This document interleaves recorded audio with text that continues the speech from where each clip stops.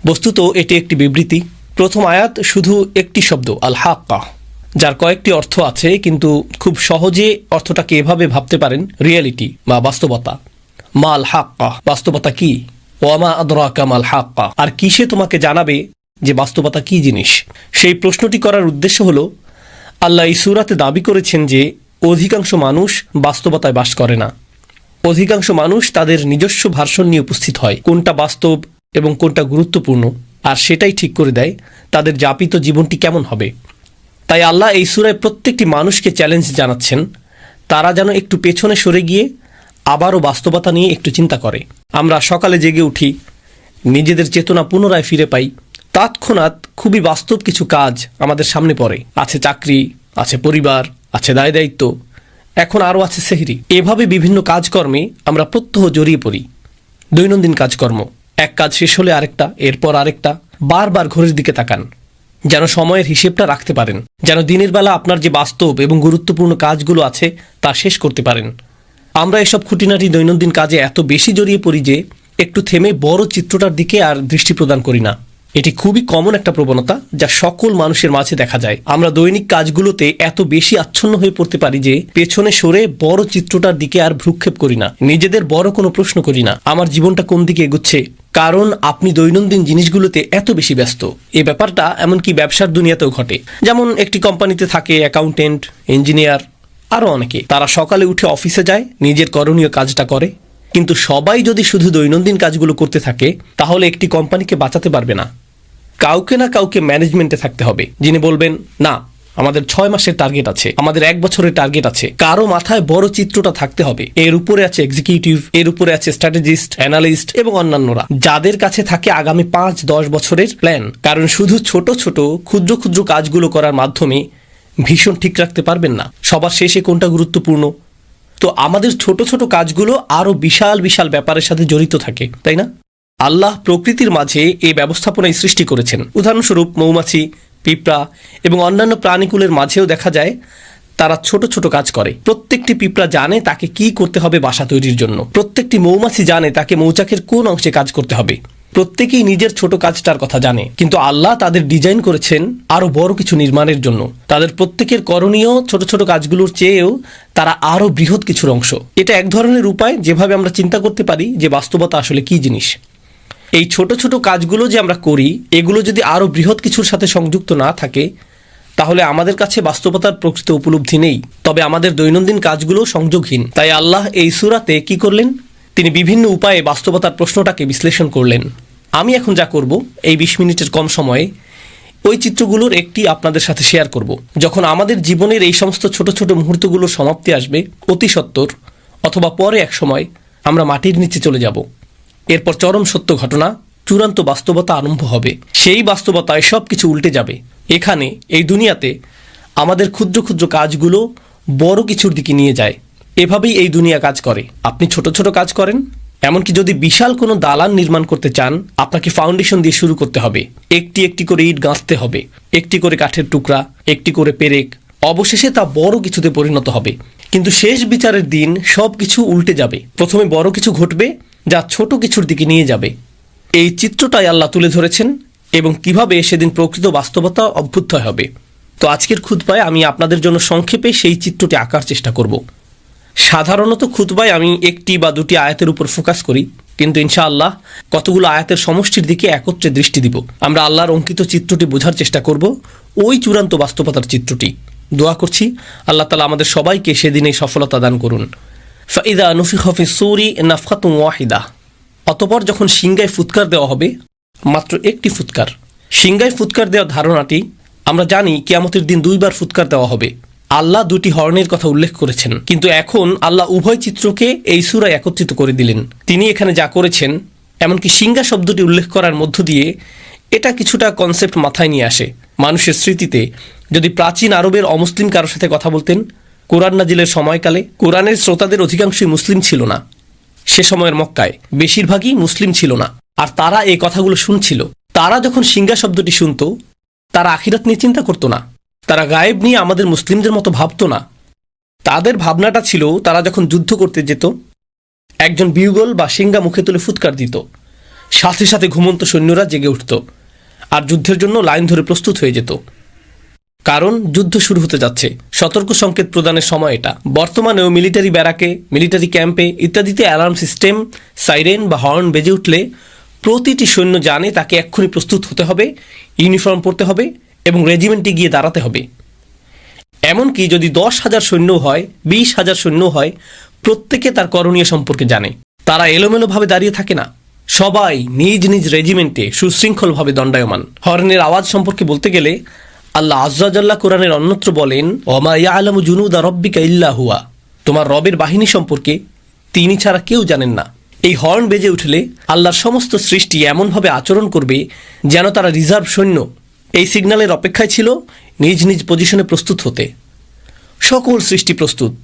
আল্লাহর সকল ফেরেশতা, আকাশমণ্ডলী, মেঘমালা, পৃথিবী সবাই একই পজিশনে মুভ করবে এই মহাঘটনা সংঘটনের জন্য, এই উপস্থাপনার জন্য। তো ঠিক এরপরে আল্লাহ বর্ণনা করেন, ফাইদা নুফিখা ফিস-সূরি নাফখাতুন ওয়াহিদা ওয়া হুমিলাতিল আরদু ওয়াল জিবাল, জমিন এবং পর্বতমালাকে উপড়ে ফেলা হচ্ছে, বহন করা হচ্ছে। জমিন এবং পর্বতমালাকে বহন করার ধারণাটা অদ্ভুত, কারণ এখন তারা সব কিছু বহন করে। জমিন আমাকে আপনাকে বহন করে, জমিন আমাদের বাড়ি বহন করে, জমিন সব কিছু বহন করে। আর পাহাড় পর্বত বহন করে বিভিন্ন গাছপালা, পাথর এবং এর উপর স্থাপিত অন্য সব কিছু। তাদেরকে কেউ বহন করে না, তারা সবাইকে বহন করে। আল্লাহ ইতোমধ্যেই এমন একটি দৃশ্য বর্ণনা করেছেন যেখানে আমরা যা কিছুকে বাস্তব ভাবতাম তাকে উল্টে ফেলা হচ্ছে, বিপরীত দিক থেকে উল্টো করে ফেলা হচ্ছে। তো জমিনকে উত্তোলন করা হবে, বহন করা হবে, এর সাথে পর্বতগুলোকেও বহন করা হবে। এটা আরও ইঙ্গিত করে যে আমরা যাকে মনে করতাম এটা সবসময় নিজ স্থানে বর্তমান থাকবে, আমরা যাকে ভাবতাম এর ওজন আছে, দেখা যাচ্ছে এরাই ওজন হারিয়ে ফেলেছে, এদেরকেই তুলে নিয়ে যাওয়া হচ্ছে। ফাদুক্কাতান দাক্কাতাম ওয়াহিদা, আর একই আঘাতে তাদেরকে চূর্ণ বিচূর্ণ করা হবে, ফলে এরা সমান হয়ে যাবে। ধরুন হাতের মধ্যে নরম ভেজা ডো নিলেন, এরপরে সজোরে নিক্ষেপ করলেন, তখন এটা সমান হয়ে যায়। এই ধারণাটাই আল্লাহ বর্ণনা করেছেন যে সমগ্র পৃথিবীর অবস্থা এরকম হবে। তো পৃথিবীর উঁচু নিচু সব হারিয়ে যাবে। কোরআনের অন্যত্র আল্লাহ এভাবে বর্ণনা করেছেন, ওয়াইদাল আরদু মুদ্দাত, যখন পৃথিবীকে টেনে সমান করে ফেলা হবে। অন্য সূরাতে এসেছে যখন সমুদ্রগুলো ফুটতে থাকবে। সূরাতুল কাহাফে তিনি একে বর্ণনা করেছেন সুআইদান জুরুজা হিসেবে, সমতল ভূমি, পিচ্ছিল ভূমি। আর এখানে তিনি বলছেন এটাকে সজোরে নিক্ষেপ করে সমান করে ফেলা হবে। এখন কোনো কিছুকে সমান করে ফেলার অর্থ হলো একটি মাঠ তৈরি করা হচ্ছে। সমগ্র পৃথিবীকে কেন সমতল ভূমিতে পরিণত করে ফেলা হচ্ছে? আয়াতগুলো অগ্রসর হতে থাকলে আমরা দেখব যে একটি দৃশ্য উন্মোচিত হচ্ছে। তিনি বলেন, ফায়াউমা ইদিন ওয়াকাতিল ওয়াকিয়া, ওই দিন আসল ঘটনা সংঘটিত হবে। তিনি ইতিমধ্যেই বলেছেন আল হাক্কাহ, আর এখন বলছেন আল ওয়াকিয়া। আল ওয়াকিয়া দারুণ আকর্ষণীয় একটা শব্দ, কারণ এটি এসেছে ওয়াকি থেকে। ওয়াকি অর্থ ভারী ওজন। তো আল্লাহ বলছেন সেদিন ভারী ওজনের পতন ঘটনা হবে। এটি অদৃশ্য জগৎ থেকে চূড়ান্ত বাস্তবতা পতিত হওয়ার বা ঘটার এক অভিব্যক্তি। কারণ সত্য সবসময় ওজনদার হয়, সত্য গুরুতর, সত্যের সারবত্য আছে, আর মিথ্যা হয় ওজনহীন, ফাঁকা। তো আল্লাহ বলছেন তখন ওজনদার সত্য ড্রপ করা হবে, অর্থাৎ তখন চূড়ান্ত বাস্তবতার অভ্যুদয় হবে। অতপর ওয়ানশাক্কাতিস সামা, এতক্ষণ যা বলেছি তা পৃথিবীতে ঘটতে থাকবে। সমগ্র পৃথিবীকে সমতল ভূমিতে পরিণত করা হবে। এরপর আল্লাহ বলেন ওয়ানশাক্কাতিস সামা, আকাশকে ছিঁড়ে খুলে ফেলা হবে। ইনশিকাক শব্দটি ব্যবহার করা হয় যখন একটি কাপড় নিয়ে মাঝখান থেকে ছিঁড়ে ফেলেন, মাঝখানটা এখন ছিঁড়া, একে বলা হয় ইনশিকাক। আল্লাহ এই শব্দটি ব্যবহার করেছেন আকাশের অবস্থা বর্ণনা করতে। ওয়ানশাক্কাতিস সামা ফাহিয়া ইয়াউমা ইদিন ওয়াহিয়া, এরপর সেদিন এটা খুলে যেতে শুরু করবে। ওয়াল মালাকু আলা আরজালিহা, আকাশ যখন খুলে যেতে শুরু করবে, এই ফাটলটা যখন আবির্ভূত হবে, আল্লাহ বলছেন তখন ফেরেশতারা, সম্ভবত জিবরিল আলাইহিসসালাম দিয়ে শুরু হবে, কারণ এক বচন ব্যবহার করা হয়েছে, কিন্তু এটা ইসমু জিন্স, যা সবাইকে অন্তর্ভুক্ত করে। যাই হোক, ফেরেশতারা আকাশের ওই উন্মুক্ত অংশে লাইন ধরে থাকবেন। আমি চাই আপনারা গুরুত্ব দিয়ে বুঝুন এখানে কি ঘটছে। প্রাচীন যুগে যখন সেনাবাহিনী কোনো শহর জয় করতে যেত, দেখা যেত যে প্রাচীন শহরগুলোর চারপাশে বিশালাকার দেওয়াল তুলে প্রতিরক্ষা ব্যবস্থা করা হতো। তাদের থাকতো প্রকাণ্ড গেট। তারা গেটগুলো অত্যন্ত মজবুতভাবে নির্মাণ করত, কারণ শত্রুরা তো আর দেওয়াল ভেদ করে আসতে পারবে না, তাদেরকে আসতে হবে গেট ভেঙে। যদি গেট ভেঙে ফেলা হয়, গেট যদি খুলে ফেলা হয়, তার মানে শত্রুপক্ষ শহর জয় করে ফেলেছে। শহরের পতন হয়ে গেলে আগত বাহিনী তথা আক্রমণকারী বাহিনী গেইটের পাশে লাইন ধরে দাঁড়িয়ে যায় সেনাপতিকে স্বাগত জানানোর জন্য বা বিজয়ী রাজাকে স্বাগত জানানোর জন্য, বিজয় উদযাপনের জন্য প্রস্তুতি নেওয়া হচ্ছে, তাই না? আয়াতগুলোর ভাষাতে ঠিক এরকম একটি চিত্র তুলে ধরা হচ্ছে। শুরুতে জমিনকে সমতল করা হচ্ছে, এরপর আকাশকে ছিঁড়ে খুলে ফেলা হচ্ছে। আচ্ছা, আকাশ ছিঁড়ে খুলে ফেলা বলতে কি বোঝানো হচ্ছে? আপনাদের কেউ কেউ সায়েন্সের ছাত্র বা বাচ্চারা যারা সায়েন্স পড়ে জানে যে আকাশ তো খালি জায়গা, এটা তো ফাঁকা। ছিঁড়ে খুলে ফেলা বলতে কি বোঝাচ্ছেন? আল্লাহ এখানে যা বর্ণনা করছেন তা খুব সহজে ডাইমেনশন দিয়ে বুঝতে পারবেন। আমরা আছি দৃশ্যমান ডাইমেনশনে, যেখানে আমরা একে অপরকে দেখতে পাচ্ছি, আমরা ভাবছি এটাই বাস্তব। কিন্তু ঠিক এই মুহূর্তে আমাদের সাথে ফেরেশতারা আছেন। ঠিক এই মুহূর্তে কিরামান কাতিবিন, মর্যাদাবান ফেরেশতারা আমাদের সব কিছু লিখে রাখছেন একটি খাতায়। এটি এমনকি কালি দিয়ে লেখা হচ্ছে না, এটি কিতাবুম মারকুম, পেজগুলোতে সেলাই করা হচ্ছে। কারণ কালির ক্ষেত্রে যদি পানি পড়ে লেখাগুলো অস্পষ্ট হয়ে যেতে পারে, বা আঙুল দিয়ে ঘষা দিলেও দাগ পড়ে যেতে পারে। কিন্তু লেখা যদি সেলাই করা হয়, আমরা যাকে বলি এমব্রয়ডারি, আমাদের কাজগুলোকে পাতাগুলোতে এমব্রয়ডারি করে নথিভুক্ত করা হচ্ছে। কিতাবুম মারকুম, আরবিতে এর নাম রকম। এভাবেই রেকর্ড করা হচ্ছে। এটা ঠিক এখনই ঘটছে, কিন্তু আমরা তা দেখতে পাচ্ছি না, কারণ এটা ঘটছে একটি পর্দার ওপরে। এই পর্দার নাম হলো গাইব, গাইবের পর্দা। এজন্য গাইবের ধারণাটা কি ঘটবে বিচার দিবসে। ফাকাশাফনা আনকা গিতাআক, সূরা কাফে যেমন এসেছে।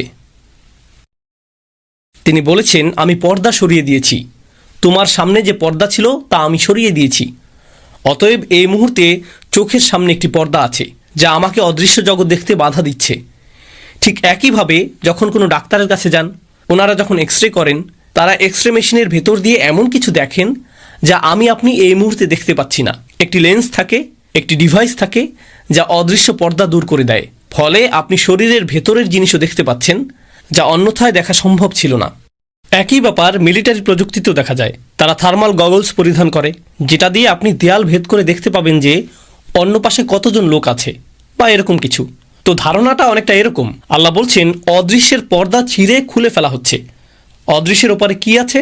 ফেরেশতারা, অদৃশ্য জগৎ। তারা তখন দৃশ্যমান জগতে প্রবেশ করতে থাকবেন। তখন প্রথমবারের মতো মানবজাতি ফেরেশতাদের দেখতে পাবে শেষ বিচারের দিন। আকাশ ছিঁড়ে যে গেটটি খুলে ফেলা হয়েছে, আল্লাহ বলছেন ফেরেশতারা ওই গেটের সকল পাশে লাইন ধরে উপস্থিত হবেন। ওয়াল মালাকু আলা আরজাইহা ওয়া ইয়াহমিলু আরশা রাব্বিকা ফাওকাহুম ইয়াওমা ইযিন সামানিয়া। এবং আরশ, আল্লাহর রাজ সিংহাসন, সেদিন বহন করা হবে 8 জন দিয়ে। এই 8 জন কারা সে বিষয়টা আল্লাহ বর্ণনা করেননি, কিন্তু মুফাসসিরগণ বলেন ওনারা 8 জন বিশেষ ফেরেশতা যারা আল্লাহর আরশ বহন করার দায়িত্বে নিয়োজিত। আল্লাহর আরশের একটি ভার্সন সেদিন বহন করে আনা হবে, শুধু মানুষকে দেখানোর জন্য যে রাজাধিরাজ আল্লাহ মানুষের বিচার শুরু করতে যাচ্ছেন। কারণ আগের যুগে এখানে প্রতীকের ব্যাপারটা গুরুত্বপূর্ণ। আগের যুগে গার্ডরা রাজাদের বহন করত এক ধরনের ছদ্ম সিংহাসনে, কারণ আসল সিংহাসনটা অন্য কোথাও আছে। এই বহনযোগ্য সিংহাসনটা আনা হয়েছে শুধু বিচার কার্য পরিচালনার জন্য। যদিও রাজার এখনো আগমন ঘটেনি, কিন্তু সিংহাসন আনা হয়েছে। তো ওয়াহমিলু আরশা রাব্বিকা ফাওকাহুম ইয়াওমা ইযিন সামানিয়া, আর্মিরা গেট খুলে ফেলেছে, সিংহাসন আনা হয়েছে 8 জন দিয়ে। এই 8 জন কি ফেরেশতা নাকি আল্লাহর অন্য কোনো সৃষ্টি? আলী রাদিয়াল্লাহু তাআলা আনহু সহ অন্যরা বলতেন যে 8 জন বলতে কি 8 জন, নাকি 8,000, নাকি 8 লেজন বোঝানো হয়েছে। মা হিয়া হাদিহি সামান, আমরা জানি না এটা এই 8 কারা, এটা আল্লাহ আমাদের জানাননি। তো তিনি বলেন ইয়াউমা ইদিন ইউরাদুন, এত সব কিছু কেন ঘটছে? কেন সমগ্র ভূপৃষ্ঠকে সজোরে সমান করে ফেলা হচ্ছে? কেন আকাশ ছিঁড়ে খুলে ফেলা হচ্ছে? হঠাৎ করে কেন ফেরেশতারা সব উপস্থিত হচ্ছেন? কেন সিংহাসন আনা হচ্ছে? এই সমস্ত কিছু কেন ঘটছে? ইয়াউমা ইদিন তুরাদুন, সেদিন তোমাদের সকলকে, তিনি আমাকে বলছেন, আপনাকে বলছেন, সেদিন তোমাদের সকলকে হাজির করা হবে। তুরাদুন লা তাখফা মিনকুম খাফিয়াহ, তোমাদের কোনো গোপনীয়তাই আজ আর গোপন থাকবে না। তো আপনারা লক্ষ্য করছেন বিশাল বিশাল ব্যাপার ঘটছে। এরপর হঠাৎ করে একেবারে ক্ষুদ্র বিষয়গুলো যা সমগ্র দুনিয়ার কাছে গোপন ছিল, যা আমি আপনি ছাড়া কেউ জানতো না, যা আমি বলেছি, যা আমি করেছি, যে নিয়ত আমার ছিল, যদিও মানুষ আমার কাজ দেখেছে কিন্তু আমার নিয়ত দেখেনি, ওইটা গুপ্ত ছিল। এমনকি সবাই এখানে নামাজ পড়ার আগে সবাই সালাতুল জুমার জন্য বসে আছেন, কিন্তু আমাদের নিয়তগুলো হয়তো অভিন্ন নয়। কারো হয়তো ভিন্ন নিয়ত আছে, আপনি তা দেখতে পান না, আপনার পক্ষে তা দেখা সম্ভব নয়, এটা গোপন। কিন্তু সেদিন কোনো গোপন জিনিসই আর গোপন থাকবে না, কিছুই লুকায়িত থাকবে না। কিছু সাহাবা এই আয়াত সম্পর্কে বলেছেন, কারণ সেদিন মানুষের পরনে কোনো কাপড় থাকবে না, কেউ কোনো পরোয়া করবে না। আল্লাহ শুধু মানুষের আমলগুলো উন্মুক্ত করবেন না, আল্লাহ তাদের নিজেদেরকে উন্মুক্ত করে দিবেন। তো লা তাখফা মিনকুম খাফিয়া। এখন ব্যাপারটা এমন যেন এই বিশাল ঘটনা, আকাশ এবং সমগ্র পৃথিবীকে নতুন করে সাজানো হয়েছে, নতুনভাবে ইঞ্জিনিয়ারিং করা হয়েছে। এই সমস্ত কিছুর উদ্দেশ্য হলো আমি এবং আপনি। এই সমস্ত কিছুর উদ্দেশ্য হলো যেন আমি আপনি আল্লাহর সামনে দণ্ডায়মান হই এবং বিচারের সম্মুখীন হই। এই সমস্ত কিছু হলো ঘটনার পূর্ব প্রস্তুতি। এখন প্রশ্ন উঠে, আল্লাহ আজ্জাওয়াজাল্লাহ হলেন আল হাকিম, তিনি সকল প্রজ্ঞার মালিক। আর আল্লাহ আজ্জাওয়াজাল্লাহ ইন্নামা আমরুহু ইদা আরাদা শাইআন আইয়াকুল লাহু কুন ফায়াকুন। আল্লাহ শুধু বলেন হও আর এটা হয়ে যায়। তো কেউ মারা যাওয়ার সাথে সাথে আল্লাহ বলতে পারতেন অমুককে জাহান্নামে ফেলো, অমুককে জান্নাতে রাখো। তিনি তৎক্ষণাৎ সিদ্ধান্ত নিতে পারতেন। তার তো এই মহা আয়োজনের দরকার নেই। তাকে তো আকাশ খুলতে হবে না, ফেরেশতাদের প্রদর্শন করতে হবে না, এরপর সিংহাসন আনতে হবে না, এরপর আমাদের সমস্ত আমলগুলো গণনা করতে হবে না, আল্লাহকে তো ভালো মন্দ গুনতে হবে না। তিনি তো সব ইতিমধ্যেই জানেন। আল্লাহর কাছে আছে সব কিছুর ক্যালকুলেশন, আছে সব কিছুর হিসাব। আল্লাহর চেয়ে কার কাছে উত্তম হিসাব আছে? তাহলে আমাদের সম্মুখে আল্লাহর এই বিশাল দৃশ্যের অবতারণা করার উদ্দেশ্য কি? ব্যাপারটা আসলে ন্যায় বিচারের ধারণার সাথে সম্পর্কযুক্ত। এই দুনিয়াতে মানুষ যে বিষয়গুলো চায় তার মধ্যে একটি হলো ন্যায় বিচার। কিভাবে ন্যায় বিচার হয়? দুটি বিষয় ঘটতে হবে যদি ন্যায় বিচার পেতে চান। প্রথম যে বিষয়টি ঘটতে হবে তা হলো বিচার প্রক্রিয়ার ন্যায্যতা থাকতে হবে, বিচার প্রক্রিয়ার নিরপেক্ষতা থাকতে হবে। দ্বিতীয় যে বিষয়টা ঘটতে হবে তা হলো আপনাকে বিচারটা প্রদর্শন করতে হবে। গোপনে বিচার করতে পারবেন না। যদি পুলিশ কাউকে গ্রেফতার করে, তাকে ধরে এবং জেলে নিক্ষেপ করে আর বলে যে তাকে দোষী সাব্যস্ত করা হয়েছে, তখন প্রশ্ন উঠে কখন তাকে দোষী সাব্যস্ত করা হলো, তার বিচার কখন হলো? ও, এটা গোপনে করা হয়েছে। বিশ্বাস করুন, বিচারটা ন্যায় বিচার হয়েছে। আচ্ছা, বিচারটা যদি গোপনে হয়, সাথে সাথে সবাই চিন্তা করবে বিচারটা যদি এতই ন্যায্য হয় তাহলে গোপনে করলেন কেন? প্রমাণাদি দেখাচ্ছেন না কেন? প্রকাশ করছেন না কেন? অতএব শুধু ন্যায় বিচার করলেই হবে না, ন্যায় বিচারটা সবাইকে দেখাতেও হবে। উভয় ব্যাপারটা ঘটতে হবে। কাউকে জাহান্নামে ফেলা হলো, তখন সে বলতে পারে, হ্যাঁ আল্লাহ আমাকে এখানে ফেলেছেন, কিন্তু আমি খুবই ভালো মানুষ ছিলাম, আমি জানিও না আমি এখানে কেন, আমি তো সৎ জীবনযাপন করেছি। তারা এমনটা বলতে পারে। যদিও তারা ভালো মানুষ না হয়ে থাকে, তবু তারা এই অজুহাতটা দেখাতে পারে, কারণ বিচারটা তো তাদের দেখানো হয়নি, তাই না? প্রকৃতপক্ষে এমনকি সেদিনও কিছু মানুষ অজুহাত দেখানোর চেষ্টা করবে। আল্লাহ কি করলেন? আল্লাহ দেখিয়ে দিলেন, লা তাখফা মিনকুম খাফিয়া, কোনো কিছুই গোপন থাকবে না।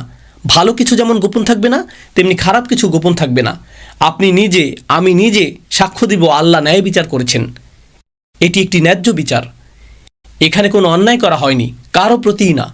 ফামান ইয়ামাল মিসকালা যাররাতিন খায়রান ইয়ারাহু ওয়া মান ইয়ামাল মিসকালা যাররাতিন শাররান ইয়ারাহু। অনুপরিমাণ ভালো কাজ এবং অনুপরিমাণ খারাপ কাজও আপনি নিজেই দেখতে পাবেন। এটাই মূল কারণ। এত বিশাল আয়োজন করা হবে এই জন্য যে যেন আল্লাহ প্রদর্শন করতে পারেন বিচারটা কত ন্যায়ানুগ হয়েছে। আমার আপনার চোখের সামনেই এটা ঘটবে। এটা সেই মহাবিচারের প্রস্তুতি। এখন কিছু সময়ের জন্য একটু কল্পনা করুন, আমরা বিভিন্ন ইভেন্টে যোগ দিই। কেউ ঈদ পার্টির আয়োজন করলো, এটা একটা ইভেন্ট। চলুন আরও বড় কোনো ইভেন্টের কথা চিন্তা করি। নতুন প্রেসিডেন্টের শপথ অনুষ্ঠান হবে বা নতুন প্রধানমন্ত্রী নির্বাচন করা হয়েছে, তখন অনুষ্ঠান করা হয়, উদ্বোধনী অনুষ্ঠানের আয়োজন করা হয়, জাতীয় উৎসবের একটি দিন। বিশাল এক ব্যাপার।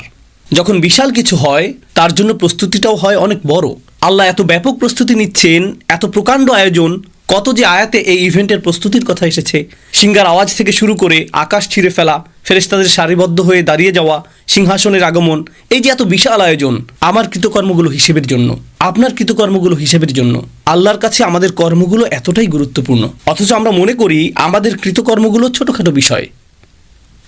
মনে আছে আমি যে শুরুতে বলেছিলাম, এই জগতে ক্ষুদ্র ক্ষুদ্র বিষয়গুলো বড় কিছুর দিকে নিয়ে যায়। আর বিচার দিবসে কি হবে? সেদিন বিশাল বিশাল ব্যাপারগুলো ঘটবে আমার আপনার একেবারে ক্ষুদ্র ক্ষুদ্র আমলগুলোর হিসাব নিকাশের জন্য।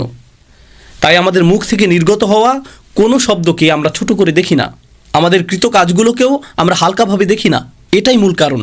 অতঃপর তিনি সুবহানাহু ওয়া তাআলা বলেন, ফা আম্মা মান উতিয়া কিতাবাহু বিয়ামিনিহি ফায়াকুলু হা উমুকরাউ কিতাবিয়াহ। মাত্র 2 মিনিট বাকি আছে, তাই সংক্ষেপে তুলে ধরব।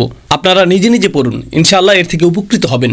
তিনি বলেন, আর যার আমলনামা তার ডান হাতে দেওয়া হবে, যে কেউ যাকে তার আমলনামা ডান হাতে দেওয়া হবে, আল্লাহ আমাদের সবাইকে তাদের অন্তর্ভুক্ত করুন।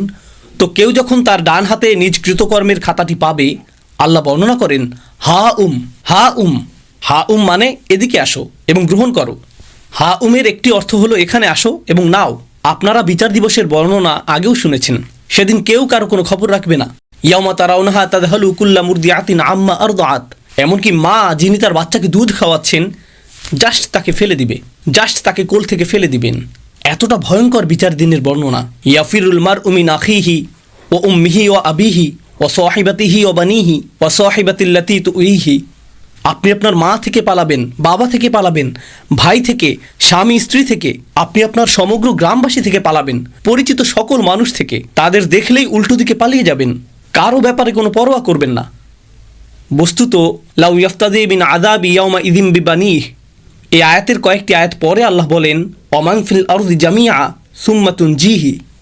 সেদিন মানুষ বলবে, ইয়া আল্লাহ, দরকার হলে অন্য সমস্ত মানুষ, আদম আলাইহিস সালাম হতে শুরু করে শেষ পর্যন্ত যত মানুষ আছে সবাইকে জাহান্নামে ফেলেন, কিন্তু আমাকে বাঁচান। এটাই সেদিন তারা বলবে। ওমান ফিল আরদি জামিআন সুম্মা ইনজিহ। সেই দিনে কিছু মানুষ ডান হাতে তাদের আমলনামা পাবে। এতে তারা যে কতটা খুশি হবে, তারাই একমাত্র গ্রুপ যারা শুধু নিজেদের জন্য খুশি হবে না, তারা ঘুরে ঘুরে নিজের আমলনামা বন্ধুদের দেখাবে, পরিবার পরিজনকে দেখাবে। আসুন দেখুন, দেখুন আমার ভালো ভালো আমলগুলো দেখুন, দেখুন আল্লাহ আমার সব নেক আমলগুলো লিখে রেখেছেন। প্রশ্ন হলো, জানি বেশি সময় নিয়ে নিচ্ছি, শুধু আর অল্প কয়েক মিনিট নিব। দোয়া করছি আমরা যেন আমাদের আমলনামা ডান হাতে পাই। এমনকি যদিও আমার আমলনামা ডান হাতে পাই, এতে তো শুধু ভালো কাজগুলো লিপিবদ্ধ থাকবে না। আমি তো আর ফেরেশতা না, আমার জীবনে ভুল ত্রুটি আছে, এমন সব কাজ করেছি যা নিয়ে আমি লজ্জিত, ওই কাজগুলোও তো লেখা আছে। যখন এরকম ভালো এবং খারাপ উভয় ধরনের কাজগুলো লিপিবদ্ধ থাকবে, সমগ্র জীবনের কাউকে কি আমি দেখাতে চাইবো? সে তখন পৃষ্ঠা উল্টিয়ে বলবে, আরে এটা কি, তুমি এই জঘন্য কাজটাও করেছো? তাহলে লোকটা নিজের আমলনামা অন্যদের কেন খুশি মনে দেখাতে চাইবে? যদিও খাতাটাতে নেক আমলগুলো লেখা আছে, কিন্তু আরও আছে খারাপ কাজগুলো। ব্যাপারটা আসলে কোরআনে বর্ণিত মাগফিরাতের ধারণার সাথে সম্পৃক্ত। যদিও খারাপ কাজগুলো মুছে দেওয়া হয়নি, খারাপ কাজগুলো আসলে ঢেকে দেওয়া হয়েছে, আচ্ছাদিত করা হয়েছে। আপনি বুঝতে পারবেন, আগের দিনে বাচ্চারা কলম দিয়ে কিছু লিখত, লেখাটা ভুল হলে তারা সাদা রং দিয়ে ঢেকে দিত, এর উপর আবার লিখত। লেখাটা দেখে বোঝা যেত এখানে কিছু একটা ঢেকে দেওয়া হয়েছে। ব্যাপারটা ঠিক এরকম। আপনি বুঝতে পারবেন আমার কিছু কিছু কর্ম ঢেকে দেওয়া হয়েছে। আপনি তখন খুশিতে নেচে উঠবেন, আমি যে কত ভুল করেছি, আর আল্লাহ আমার অগণিত ভুলগুলো সাদা রং দিয়ে ঢেকে দিয়েছেন, আর ভালো ভালো আমল দিয়ে তা পরিবর্তন করে দিয়েছেন। দেখুন আল্লাহ আমাকে কতটা মায়া করেন, আল্লাহ আমাকে কত শতবার ক্ষমা করেছেন, আল্লাহ কতটা দয়াবান। আবার এমন কিছু আমল থাকবে, কাজটা আপনার কাছে খুবই ক্ষুদ্র মনে হয়েছিল, খুবই সামান্য সাদাকা, নগণ্য কাজ। একজনকে সামান্য সাহায্য করেছিলেন, কারো দিকে তাকিয়ে মুচকি হেসেছিলেন, রাস্তায় কারো প্রতি দয়া দেখিয়েছিলেন, কারো সাথে শুধু সুন্দর কথা বলেছিলেন, সামান্য কিছু। আপনি এ নিয়ে চিন্তাও করেননি। নিজের আমলনামা খুলে দেখেন ছোট্ট কাজটা বিশাল এক অধ্যায়ে পরিণত হয়ে গেছে। অসামান্য মূল্য, এটার পর্বত সম মূল্য। ইয়া আল্লাহ, কিভাবে এটা এত গুণে বৃদ্ধি করে দিলেন, কিভাবে ছোট্ট আমলটাকে প্রকাণ্ড আমলে পরিণত করে দিলেন। নিজের খাতাটা দেখে আপনার তখন খুশির শেষ নেই। আপনি তখন চারিদিকে ঘুরে ঘুরে, কোরআনের অন্যত্র যেমন এসেছে, ওয়ায়ানকালিব ইলা আহলিহি মাসরুরা, সে তার স্বজনদের কাছে সানন্দে ফিরে যাবে। এটাই বিচার দিনের একটি চিত্র। এটাই হা উমুকরাউ কিতাবিয়াহ ইন্নী জনান্তু আন্নী মুলাকিন হিসাবিয়াহ ফাহুয়া ফি ঈশাতির রাদিয়াহ। আমি জানি সময় শেষ হয়ে গেছে, অন্তত এই অংশটা। ডান পাশের মানুষেরা, ওনাদের নিয়ে আমি দ্রুত কয়েকটি কথা শেয়ার করতে চাই। সে বলবে, আমি নিশ্চিত জানতাম যে আমাকে আবার হিসাবের সম্মুখীন হতে হবে। হিসাব শব্দটি হিসাবিয়ার অনুবাদ হলো অডিট। অডিট মানে প্রতিটি আইটেম সম্পর্কে জিজ্ঞেস করা হবে। এটা কি, এখানে কি করেছো তুমি, এখানে রাত 2টায় কি করছিলে, অমুক দিন কি করেছো, শুক্রবার রাতে কি করেছো, এখানে কি হচ্ছে, প্রতিটি আইটেম। আমি ভীষণ ভয়ে ছিলাম আল্লাহ আমাকে প্রতিটি বিষয় নিয়ে জিজ্ঞেস করবেন। এখন যেহেতু আমি আমার খাতাটা দেখতে পাচ্ছি, আমি দেখতে পাচ্ছি আল্লাহ আমার প্রতি সদয় আচরণ করেছেন, আল্লাহ আমার হিসাব সহজ করেছেন। তো এখন সে বলছে, খাতাটা হাতে পাওয়ার পর সে দেখতে পাচ্ছে আল্লাহ কতটা সহজ করেছেন। আল্লাহ যার বর্ণনা দিয়েছেন, ফাসাউফা ইউহাসিবু হিসাবান ইয়াসীরা।